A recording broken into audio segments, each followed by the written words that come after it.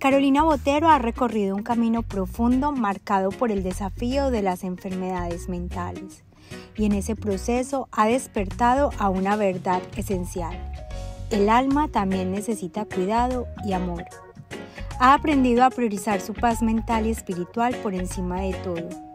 Comprendió que para hacer luz para otros, primero debe encender la suya. Su historia es un testimonio de compasión, sanación y propósito.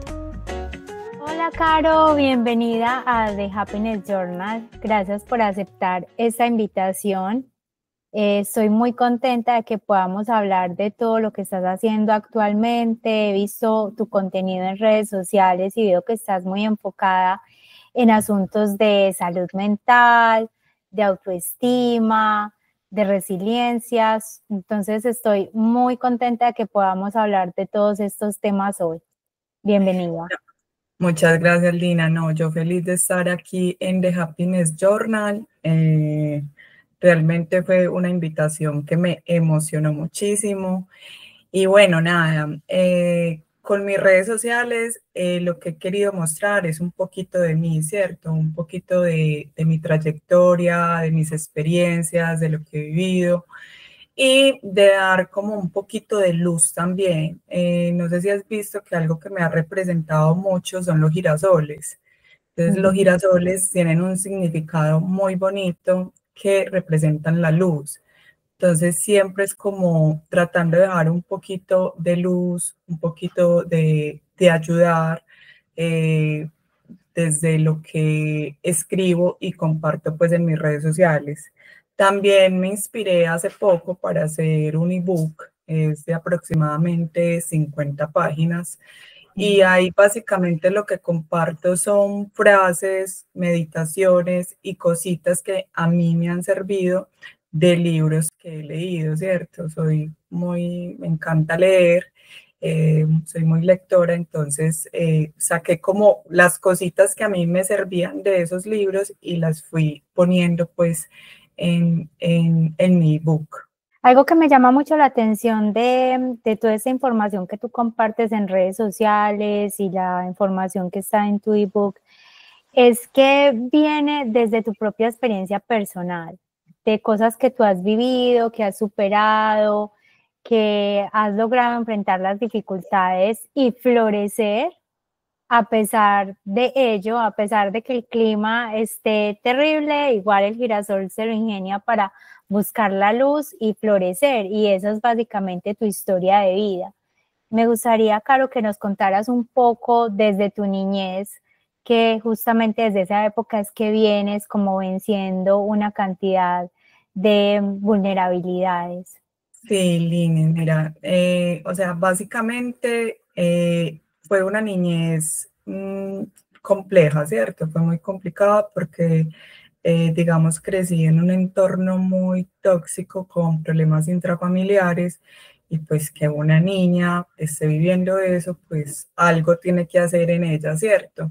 Tenía unos papás muy jóvenes, mi mamá me tuvo de 21 años, una niña de pueblo, mi papá 29 años, un hombre alcohólico, entonces muy ausente conmigo. Mi mamá fue madre soltera, después tuvo a mi hermano cuando yo tenía 6 años con otro hombre, lo mismo, alcohólico, y también muchos problemas de maltrato, problemas de intrafamiliares, pues. Digamos que desde ahí he venido como tratando de romper un poco eso sin juzgarlos, pues porque a la final los acepto, los amo y los respeto y agradezco muchísimo que me hayan dado la vida, pero, pero desde ahí es que viene pues como todo este trabajo que he venido haciendo por mí. Cuando eras niña y veías como toda esta situación difícil que te rodeaba, pues todavía no tenías la información que tienes hoy en día. ¿En qué pensabas? ¿En quién te refugiabas?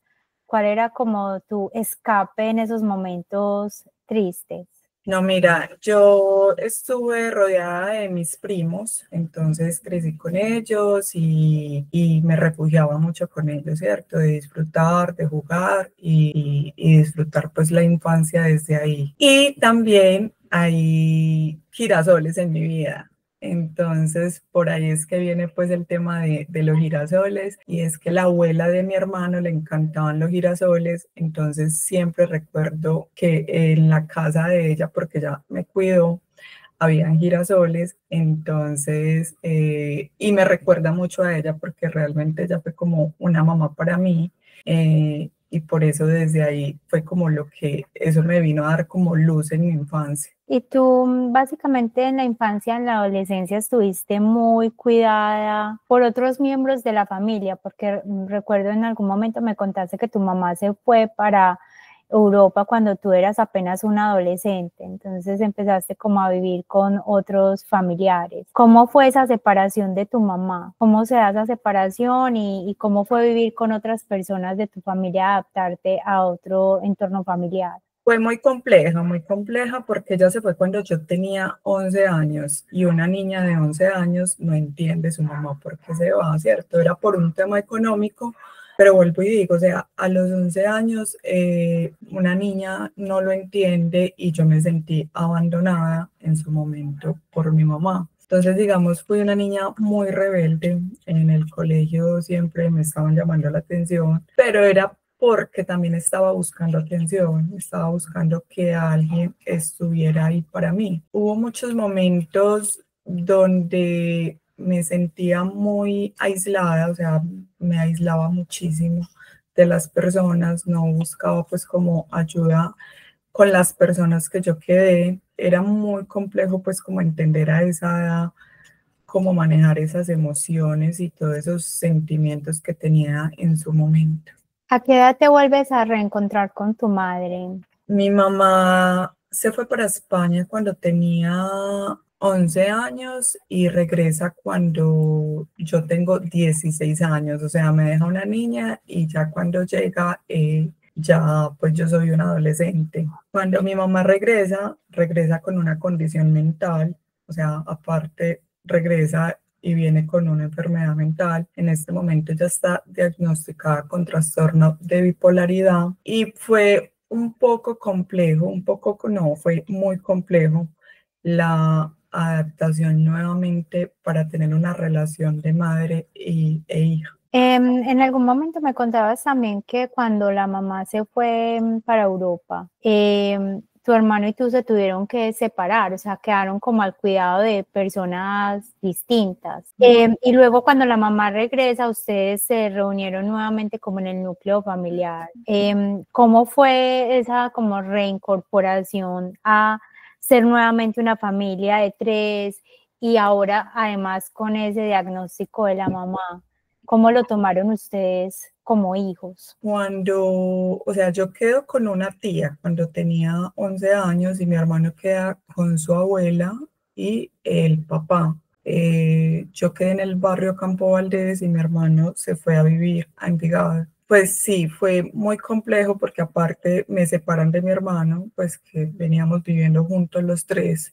Y después que mi mamá regresa y empezamos nuevamente a convivir, fue un poco complejo porque a mí a los 16 años me tocó como asumir un poco ese rol de mamá, ¿cierto? Como de ser la cabeza de la casa, mi hermano muy joven, mi mamá pues también con su condición, y en ese momento ella trató de volver con el papá de mi hermano, y su relación fue pues completamente fallida porque no había ningún respeto con él, pues entre los dos no había ningún respeto. Entonces en su momento fue también muy complejo pues como hacer como esa familia amorosa y respetuosa, porque para mí pues la familia es eso, debe haber respeto, apoyo, amor. Enfrentar un diagnóstico de la magnitud del diagnóstico de tu mamá, trastorno afectivo bipolar, pienso que no es fácil para ninguna persona. ¿Cómo lo asumió ella y cómo lo asumieron ustedes?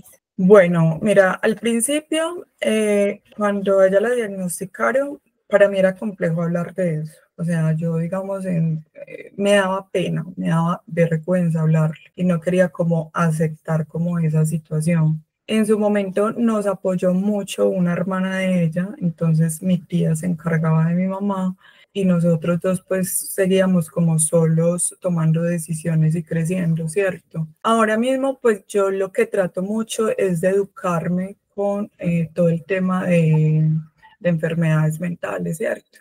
Aparte lo tiene mi mamá y aparte pues un primo mío se suicidó en noviembre, que era como mi hermano. Te contaba al inicio que yo crecí con mis primos, que eran como mis hermanos, y uno de ellos fue Cristian, y Cristian tenía esquizofrenia y en noviembre del 2024 decidió quitarse la vida. Entonces, cuando vienen como todo este montón de cosas de la familia, ahí es donde yo también digo, hey, hay que prestarle atención a esto, ¿cierto? Entonces también por eso mismo vengo con mis redes sociales, pues como tratando de apoyarlo sin creerme profesional, porque respeto mucho el tema pues de los psicólogos, los psiquiatras y todo lo que manejan pues a nivel profesional, pero sí quiero como contar mi experiencia y que le pueda servir a alguien, que pueda dar como esa luz. Tú te has vuelto una persona muy consciente de este cuidado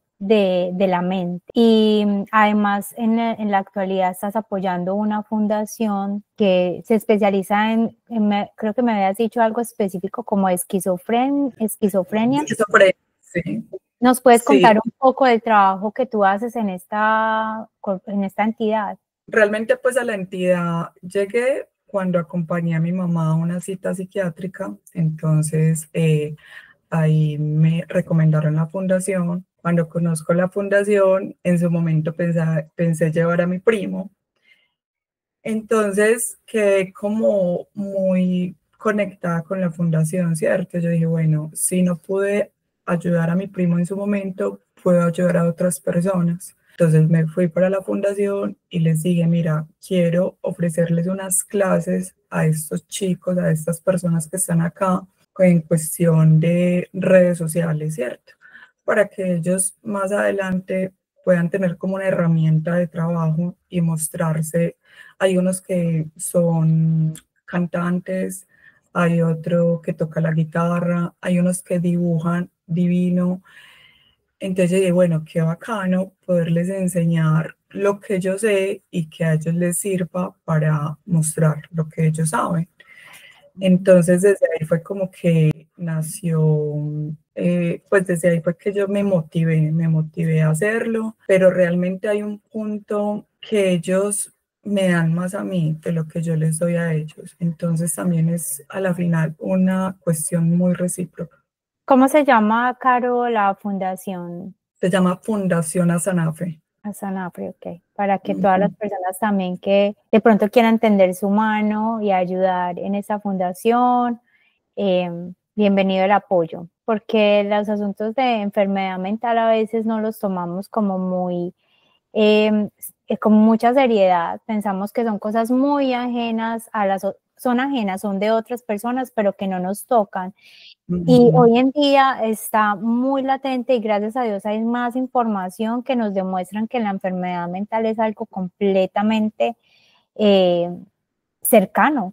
Casi que uno escucha, si te reúnes con un grupo de 4 amigas, al menos 3 o sufren ansiedad o depresión o estrés y todo eso es enfermedad mental también, no solamente las cosas que son como diagnosticadas, sino que muchas personas lidiando con estos diferentes escenarios de enfermedad mental.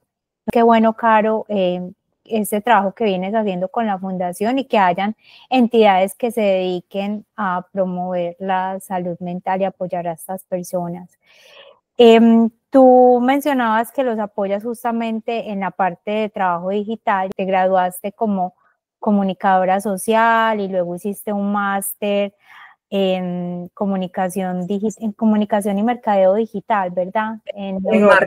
En marketing y comunicación digital. Y fue en Madrid. En Madrid. Cuando tú te fuiste para Madrid, de alguna manera te fuiste también como yendo un poco de tu historia.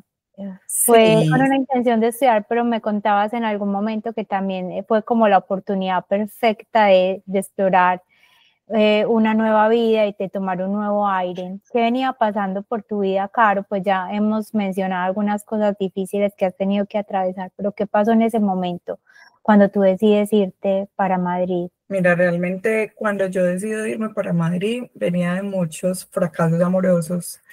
Entonces yo dije como que necesito un poco cambiar esto. Obviamente todos esos fracasos amorosos vienen desde una cuestión pues desde infancia, pero también lo veo desde otro punto que todo tiene pues como una razón de ser.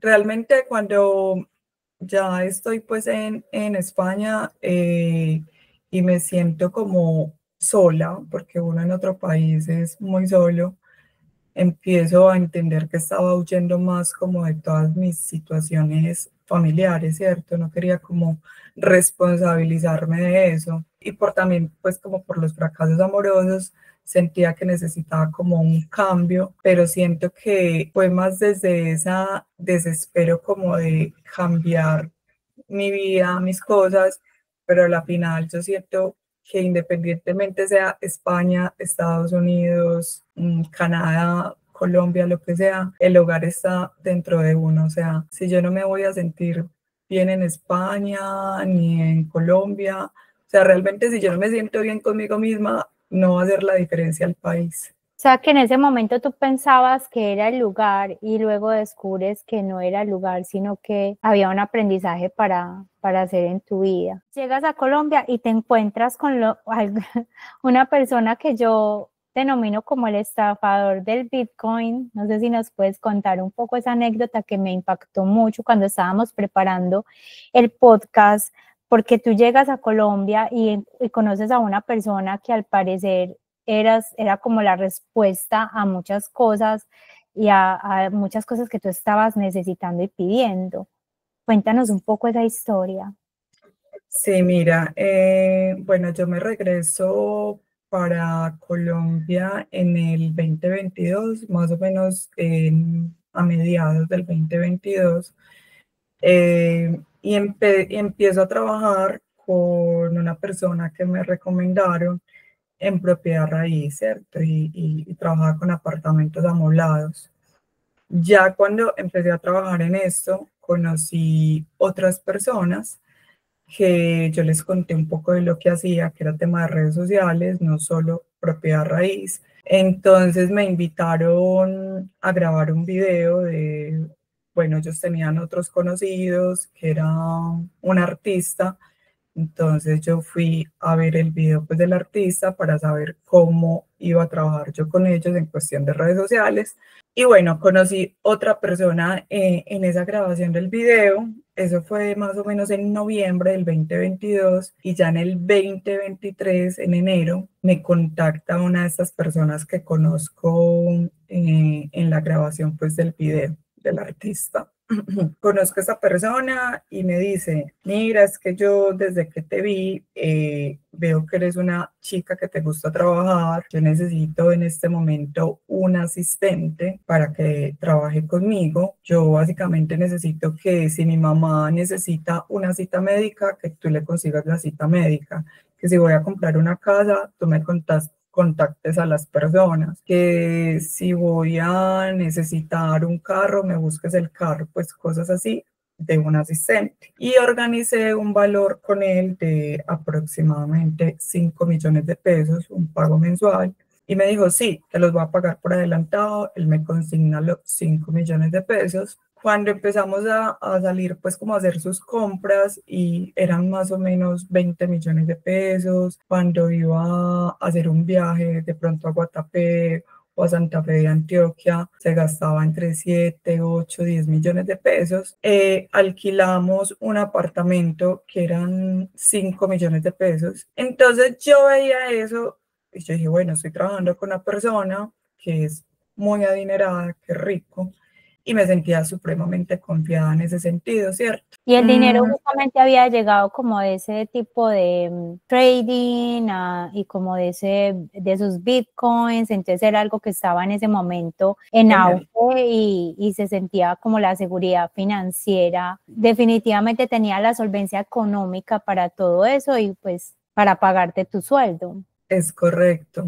Entonces, bueno, yo pues veía eso me daba mucha confianza y aparte pues él me explicó que era por el trading, por el Bitcoin y que había descubierto como una fórmula y que eso le daba dinero. Yo desde mi ignorancia, porque realmente no conozco del tema de trading ni nada, pero lo que tú dices era el auge y eso todo el mundo lo hablaba. Yo dije, pues sí, eso funciona, ¿cierto?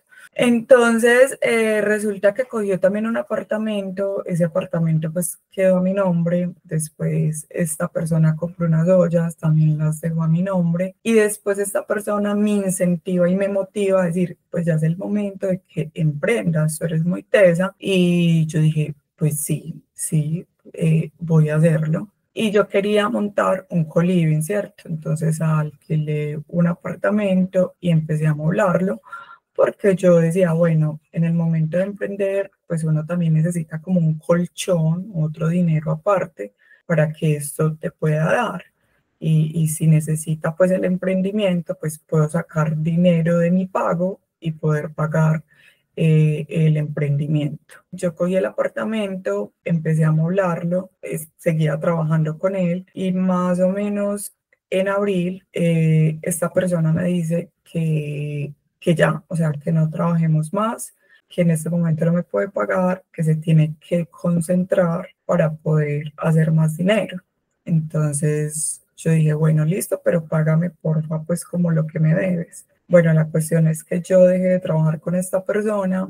Resulta que nunca me pagó nada. El tipo, digamos, que solo sacó dinero pues esa primera vez y no más porque tuvo también varias personas que lo estuvieron buscando para que les pagara y yo quedé con esa situación financiera por esta persona, pero también siento que cuando llegué a esta persona fue también por esa misma necesidad y ese desespero de cambiar como mi entorno, mi vida, mis cosas y yo dije, debo de tener como mucho más cuidado realmente en quién confiar y en quién no, ¿cierto? Porque realmente también fue como una traición, que confié muchísimo en esta persona, más que toda la cuestión de dinero y toda esta estafa, fue como yo haber confiado en una persona y haber pasado todo lo que pasó. O sea que a raíz de la confianza que tú depositaste en esta persona, tú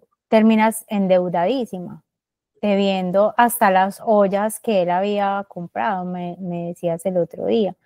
Y las personas llamándote a ti a cobrarte a ti por cosas que eran de él. ¿Cómo saliste como de esas dificultades? ¿Cómo fue para ti eso? O sea, confiar tanto en una persona, apostarle a tus sueños y luego terminar incluso respondiendo por deudas que eran de él.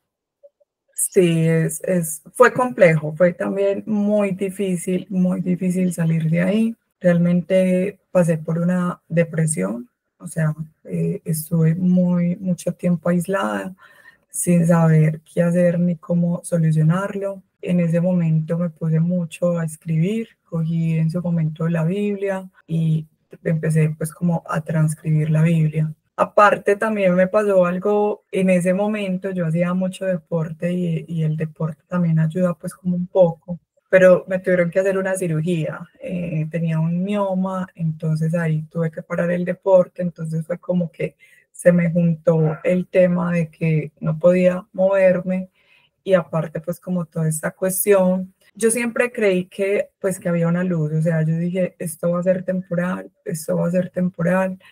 Eh, También empecé a buscar otro tipo de personas, relacionarme con personas que pudieran como apoyarme, no en cuestión económica, sino en cuestión de decirme, no estás sola, ¿cierto? O sea, hay personas que van a estar ahí desde el amor, que les importas. Esas personas también me ayudaron pues como en su momento a salir de ahí. Vivir una depresión es muy complejo. Las personas que lo hemos vivido en carne propia sabemos que es como que toda esa oscuridad, uno no ve realmente la luz, uno no ve opciones, uno siente que está solo y uno siente que no tiene sentido seguir adelante. O sea, uno no sabe ni para qué está acá. Y Ujú. muchas veces las depresiones están detonadas por situaciones, como en el caso de lo que a ti te pasó, circunstancias que nos llevan digamos, a perder como el entusiasmo por la vida. Pero también hay personas que sufren depresión aun cuando todo es perfecto a su alrededor. Y aquí volvemos un poco al tema de la salud mental, porque es una de la información que más me llama la atención de tu contenido en redes, es de que nos debemos tratar con más amor, que nos debemos mirar distinto y que no necesitamos ser perfectos y que nos debemos dar el tiempo necesario para poder sanar y poder salir. ¿De dónde viene todo este contenido? O sea, ¿te has apoyado en psicólogos o qué tipo de lecturas haces? ¿O de dónde viene como toda esa información que te ayuda a ti a salir como de esa oscuridad de la depresión? No, Lili, o sea, yo trato mucho de conectarme, creo mucho en Dios también, entonces trato de conectarme mucho con Dios, de escuchar podcasts, de leer, de buscar actividades que me gusten, de estar con personas que sean mi lugar seguro, ¿cierto? Personas que yo sé que viví una cosa muy difícil en mi infancia, pero hay relaciones muy buenas, o sea, hay personas que te van a ofrecer respeto, amor, que comprensión. Y también hay algo muy bonito, es una palabra que a mí me gusta muchísimo y es ser compasivos, o sea, ser compasivos con nosotros mismos, ¿cierto? Eso es lo que yo trato de recordarme todos los días, como que, hey, logré esto, hice esto y ya, o sea, no me voy a seguir dando más duro en mi vida. Creo que estas experiencias pasadas ya fue suficiente, aunque pues todo es muy, muy cambiante y uno no tiene el control sobre la vida. Mm, pero quiero seguir asumiendo las cosas así, o sea, quiero estar, yo creo que a la final la felicidad es, para mí es como tranquilidad, ¿cierto? Tranquilidad y yo sé que también viene siendo la vida un poco como una montaña rusa, ¿cierto? A veces unas subidas, unas bajadas, pero en esas subidas y en esas bajadas quiero ser compasiva. ¿Tú sientes que las dificultades te han dado como el entrenamiento para enfrentar la vida de una manera distinta hoy? Sí, completamente, completamente. Yo siento que no estoy diciendo que venimos a sufrir, no, no estoy diciendo eso, pero realmente cuando uno cae como en ese pozo, ¿cierto? Cuando cae en las profundidades, es que uno empieza como a coger cositas para volver a salir de esas profundidades. En estos años, pues has tenido que aprender lecciones de tipo económico, de tipo sentimental, de tipo familiar. ¿Qué patrones tú sientes que te ha tocado romper radicalmente de tu familia, de tu entorno, de tus creencias? O sea, ¿qué tipo de cosas tú siempre pensaste que eran de una manera y eran paradigma y ahora no crees en eso o crees en algo distinto? No, mira, yo creo que hay varias cosas que yo ya saqué de mi vida y yo digo, esto no, no es lo que quiero, y es el tema del alcohol, ¿cierto? Para mí el alcohol, cuando uno viene como de familia, pues vuelvo y digo, mi papá es alcohólico, yo trato de evitar mucho pues como estas cosas. Puede que sea hasta como el mismo trauma, como dicen por ahí, no sé, Ujú. pero realmente por ahora me siento bien haciéndolo así, y como evitar pues como lugares donde haya mucho consumo de alcohol. Una de las cosas también que he querido como romper y tratar de mejorar porque en un futuro me sueño teniendo mi propia familia, es que todo se habla, ¿cierto? Todo hay que hablarlo, todo hay que decirlo, porque pues obviamente pues, nadie me enseñó a que puedo expresar mis emociones, que las puedo decir, que puedo decir cuando me puedo sentir bien, cuando me siento mal. Entonces, yo creo que eso también es una de las cosas que quiero romper y es como, hey, hablemos, conversemos, hablemos de lo que sentimos, con lo que te sientes incómodo, que es completamente normal. Yo siento que en mi familia, por lo menos, hay como una cuestión de que no se habla de lo que es malo, ¿cierto? Que tratamos de, sí, todo está bien, pero venía, ¿cómo nos dividimos las cosas del hogar? ¿Te sientes bien con esto? ¿No te sientes bien con esto? Entonces, para mí es una de las cosas que yo quiero como cambiar. También el respeto, ¿cierto? De hablarse uno con respeto, con amor, el contacto físico, ¿cierto? Que siento que tampoco hubo mucho, entonces para mí es una de las cosas que yo digo, hey, abracémonos, qué rico abrazarnos, qué bueno pechucharnos. Entonces, eso es lo que estoy tratando como ya de tener en mi presente. ¿Cómo es la relación actualmente con tu mamá y con tu papá? ¿Tienes contacto con tu papá o cero y con tu mamá? ¿Cómo es la relación actualmente?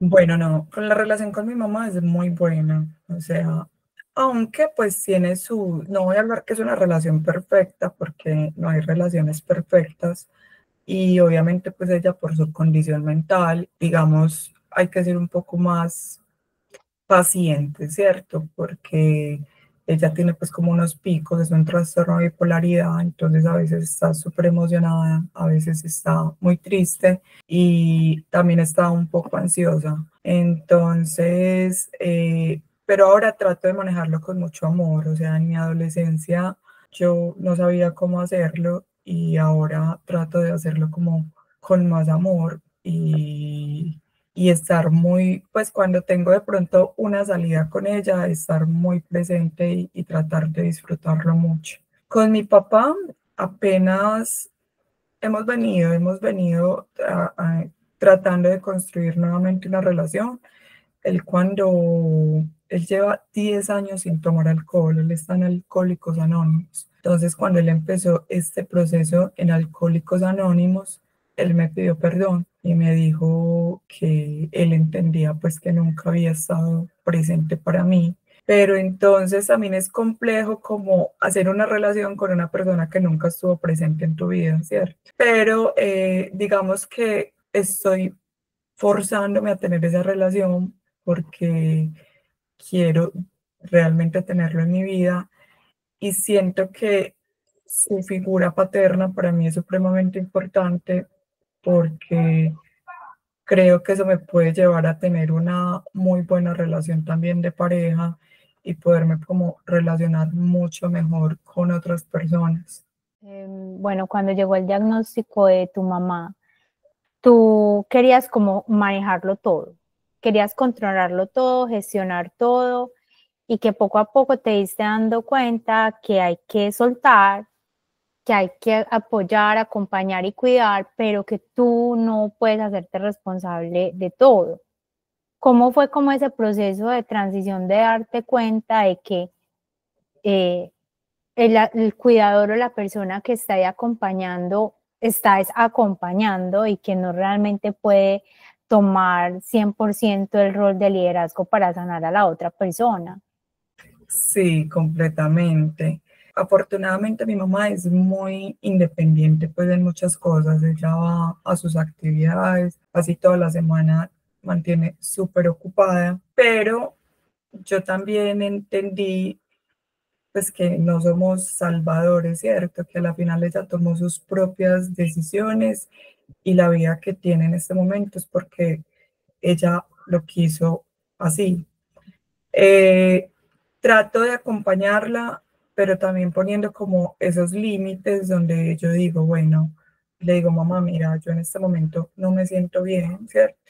En este momento no te puedo apoyar con lo que tienes porque realmente estoy en un momento donde yo estoy tratando como de solucionar otras cosas, me siento cargada, trata de pronto de buscar una amiga o de acompañarte pues como con otras personas o de buscar a mi hermano, porque ahora mismo yo no puedo pues como asumir eso. Entonces, creo que también está el punto como de conocerse uno mucho, ¿cierto? Y decir en qué momento sí y en qué momento no. Y siento que este es un proceso también como de todos los días, porque al final son los límites que tú tienes que poner también como para cuidarte un poco de ti y cuidar pues como tu salud mental. Porque a la final, pues si yo no estoy bien, tampoco la voy a poder apoyar a ella para que esté bien. ¿Cuáles serían como unas recomendaciones para cuidar nuestra salud mental desde la experiencia de Carolina? Bueno, yo repito, ser compasivos, ¿cierto? Ser compasivos.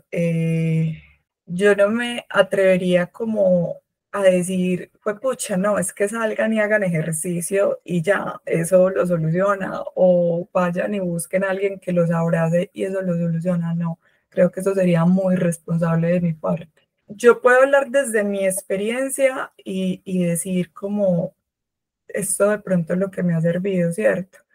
Entonces, tener una psicóloga, ¿cierto? Hablar con esa persona, tener buenas relaciones, o sea, buenas relaciones que tú sepas que puedes llamar para cuando te sientas mal, que te sientes seguro.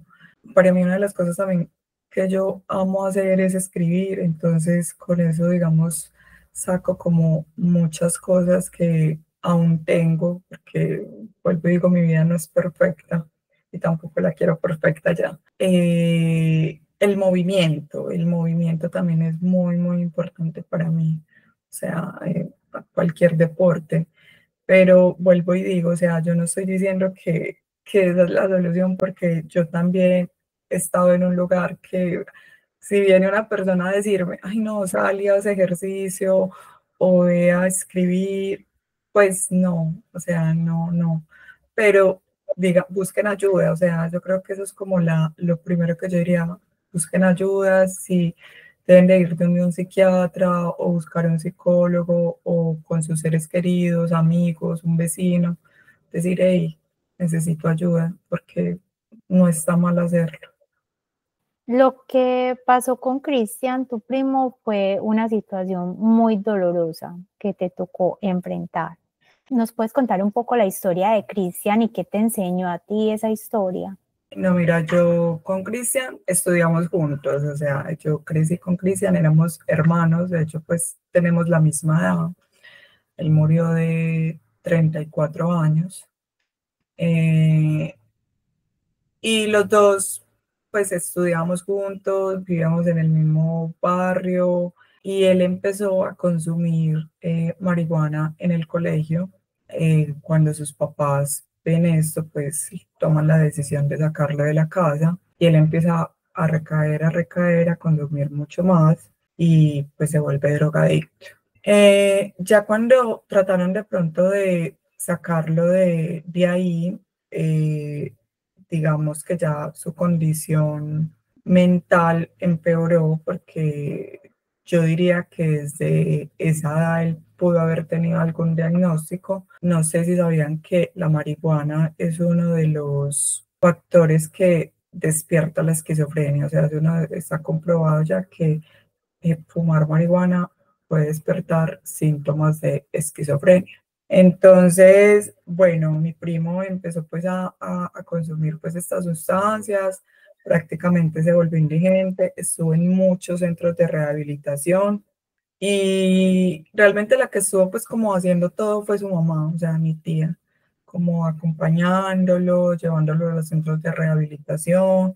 Yo lo visitaba en algunas ocasiones, hablaba mucho con él, pero digamos que ya su mente, no sé cómo sonaría, cuál sería como la mejor manera de decirlo, era monosílabo, o sea, ya con él ya era como muy compleja esa comunicación Y yo creo que también por desinformación de toda la familia, y no voy a decir que solo de la mamá, pues porque a la final no es, nadie dijo como, ven, yo te apoyo o ven, yo te acompaño, yo estoy ahí. Siento que ella también hizo lo que pudo en su momento. Cristian estaba encerrado en su casa, ¿cierto? Porque si él salía de su casa, él iba a consumir drogas, entonces ese era como el gran miedo de la familia, que si él lo dejaban salir, él iba a consumir. Entonces él estaba siempre pues como encerrado y ya se suicidó pues en la casa. Eh, pues nosotros nos damos cuenta de esto, eso fue el 2 de noviembre y se dan cuenta pues el 3 de noviembre. Y bueno, ya de ahí pues te imaginarás que fue como un poco, un poco complejo, no fue muy complejo, pero Cristian también siento que vino como a dejarme ese mensaje, a decirme, Carolina, cuida tu salud mental y apoya, apoya, apoya y ayuda como a las personas que tú puedas ayudar. Pero claramente lo que dije también con mi mamá, poniendo como mis límites, porque a la final yo creo que primero es uno para uno poder ayudar a las otras personas. Respiremos. Yo tomo agüita. Sí, tomé agüita porque yo aquí ya estaba que lloraba. Qué historia Ay, tan triste. sí, eso fue muy heavy la muerte de él. Para ti, ese proceso de duelo, ¿tú cómo lo vives? Porque bueno, hay como pasos, pues si uno lee o habla con psicólogos, dicen que tiene muchos momentos y que hay momentos de rabia y hay momentos de dolor y hay momentos de aceptación y que se pueden incluso devolver y van saltando. En tu caso particular, ¿cómo fue vivir ese duelo?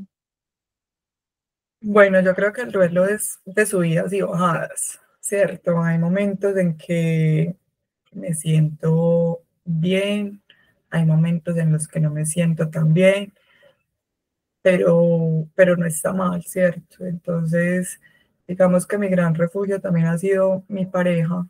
Entonces, mi pareja me ha apoyado mucho en ese sentido y de entender pues lo que estoy viviendo con este duelo. Eh, También siento que la fundación ha sido como una lucecita porque precisamente allá me encontré con una persona muy parecida a él, no físicamente, sino como en su condición y en su manera de hacer las cosas.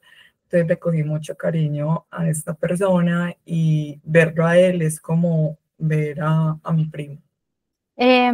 Ahora que mencionaste a tu pareja, me gustaría preguntarte, ¿cómo percibes las relaciones sentimentales, digamos, del pasado con respecto a la que tienes hoy en día? Porque tienes una relación muy sana, lo has expresado varias veces en las redes sociales, es tu lugar seguro, es la persona que conoce todo tu background y te acepta y te entiende. em, y y cómo comparas, digamos, la manera como te enamorabas antes a la manera que amas hoy.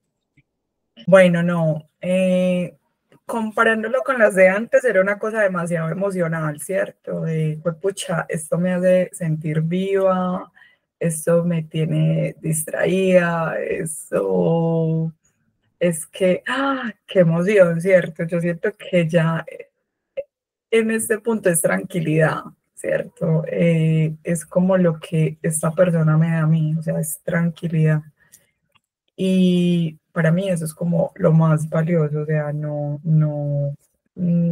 cambiaría como esa tranquilidad por nada. Entonces, digamos que esta misma relación también quiero seguir trabajando porque quiero ser una mejor persona, ¿cierto? Porque estoy construyendo con esta persona, porque quiero familia con esta persona. Entonces, en ese sentido, también hay una motivación donde yo digo, quiero darle lo mejor de mí, ¿cierto? Porque él me está dando lo mejor de él. Y volviendo a las relaciones anteriores, uno aprende mucho de esas relaciones y también es para decir uno, que es pues para uno decir, pues pucha, no quiero más esto en mi vida, ¿cierto? Pasé por relaciones que eran muy también tóxicas, dañinas, de irrespeto, pero claramente venía de un ejemplo que fue eso, o sea, yo en mi familia no he tenido como un buen ejemplo de relaciones, entonces digamos que todas estas relaciones me sirvieron para tener también pues como la relación que tengo ahora y decir qué quiero y qué no quiero pues de una relación. En términos profesionales y de carrera, Caro, ¿cómo te proyectas? ¿Cómo te ves? Mira, yo me proyecto mucho en el tema digital, ¿cierto? Me proyecto mucho teniendo unas redes sociales gigantes con muchas personas que yo pueda impactar de alguna u otra manera con mis frases, con lo que digo o con lo que no digo también, pues porque también es válido estar en silencio y no decir algo. Me proyecto haciendo podcast, que realmente aquí estoy cumpliendo uno de los sueños que estaba manifestando y lo estoy celebrando y estoy feliz pues como de hacerlo y de estar acá en este espacio. Y realmente me proyecto mucho es en ese sentido, o sea, haciendo contenido, viajando por el mundo y más adelante pues siendo mamá. ¿Qué hace feliz a Carolina? ¿Qué hace feliz a Carolina? ¿O cuál es tu definición de felicidad? Ya nos dijiste un poquito de que era como una sensación de tranquilidad. Sí, o sea, yo creo que la felicidad, pues, yo creo que al final vamos a seguir teniendo tormentas, ¿cierto? O sea, yo creo que esas tormentas no van a terminar pero siento que estar presente, o sea, creo que estar presente y disfrutar de lo que tengo en el momento, de los detalles, del paisaje, de las flores, del agua, del atardecer, de tener una cama, de tener una casa, ver a mi mamá reír, ver a mi mascota, no sé, correr por una manga, estar con mis novios abrazados o escuchando música o viendo una película. Sí, ver a las personas que más amo, las personas que más quiero, que estén bien y que estén disfrutando de su presente. ¿Sabías que algunos científicos de la felicidad dicen que cuando servimos a otros se incrementan nuestros niveles de serotonina y de ciertas hormonas en el cerebro y nos generan como una sensación de felicidad? ¿Tú sientes que tu felicidad ha incrementado desde que estás ayudando a otras personas? Total, completamente.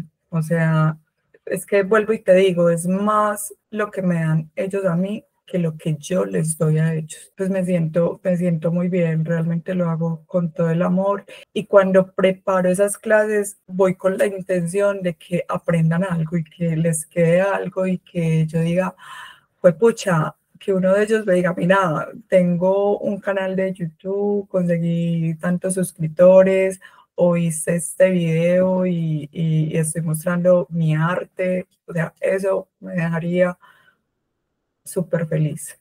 Caro, hablemos un poco del contenido que tú tienes en este momento en las redes, porque en algún momento me decías que también era como un ejercicio terapéutico, o sea, o terapéutico, que lo haces por ti, para recordarte esos mensajes, que aprendes más enseñando, pero a la vez se ha convertido en algo que le llega a muchas personas, que nos pone como a reflexionar. Entonces, si podemos hablar un poco más en profundidad del ebook y del contenido, dónde te pueden encontrar las personas, que nos cuentes un poquito más sobre eso. Bueno, realmente cuando empecé con las redes sociales fue de una manera muy genuina, o sea, no empecé como haciéndolo por ganar seguidores, realmente tampoco tengo muchos seguidores, pero quiero seguirlo haciendo desde esa manera genuina. Siento que la manera de poder yo seguir aprendiendo y creciendo es enseñando, ¿cierto? Entonces, por eso sigo buscando libros, sigo escuchando podcasts, sigo hablando pues como con otras personas de estos mismos temas, porque eso me va retroalimentando. Entonces, mis redes sociales todas están como Caro Botero F. Ahí me pueden encontrar en TikTok, en Facebook, en Instagram, igual Caro Botero F. Y ahora mismo, obviamente, uno le tiene que buscar pues como el punto de marketing, pues porque realmente para que pueda llegar a más personas. Y lo que quiero mostrar es como mi vida es una vida normal, ¿cierto? No es una vida de, no sé, Karol G, pues no, es una vida completamente normal y quiero mostrarles que sí se puede estar como bien teniendo una vida normal, o sea, soy un ser humano como cualquier otro que tiene sus dificultades, sus cosas buenas y desde ahí es que quiero como seguir haciendo como ese contenido. Sí, porque es muy curioso que tú siendo una especialista en comunicación y marketing digital, que siempre has trabajado en redes sociales, pues yo te conocí en la Universidad Cooperativa y era la comunicadora, una de las comunicadoras digitales de la universidad y ese es como tu fuerte y tú sabes perfectamente cómo generar una estrategia de marketing y de branding y de todo y que se te viralice el contenido, tú sabes perfectamente cómo hacerlo viral y cómo convertirlo como en algo que te genere otros recursos o otros impactos, pero me encanta, Caro, y me parece súper lindo que lo conserves como algo tan tuyo y tan genuino. Hay cosas a las que les ponemos todo el intelecto y hay cosas a las que les ponemos todo el espíritu. Y siento que tus redes sociales, pues obviamente las otras que haces a nivel profesional son distintas, pero estas redes sociales donde tú manejas este contenido de amor propio, de resiliencia, de salud mental, vienen tanto de tu alma y de tu espíritu que es distinto, estás creando como esa comunidad súper orgánica de gente que de verdad te acompaña, que aprende de ti, que te enseña. Me parece supremamente bonito, te felicito. Con toda seguridad que la comunidad va a seguir creciendo mucho más porque hay muchas personas que nos conectamos y resonamos con esta información. O sea, cada vez hay más personas abriendo medios para gente real y gente del común, como lo es este podcast y como es el contenido que tú nos compartes en tus redes. Muchas gracias, Caro, por abrir tu corazón hoy con nosotros, por ese contenido tan valioso que nos compartes en las redes sociales. Queremos seguir viéndote florecer como los girasoles y esperamos que todo lo que venga para tu vida sea maravilloso. No, Linis, muchas gracias a ustedes, a The Happiness Journal y bueno, espero realmente poderle llegar a alguien o que esta historia, mi vida, que es de una persona normal, pueda darle luz a alguien o si se conectaron con alguna palabra, alguna frase, con alguna parte de mi historia. Creo que ya ahí estamos haciendo un montón. Muchas gracias. Gracias, Caro. Un abrazo. Un abracito.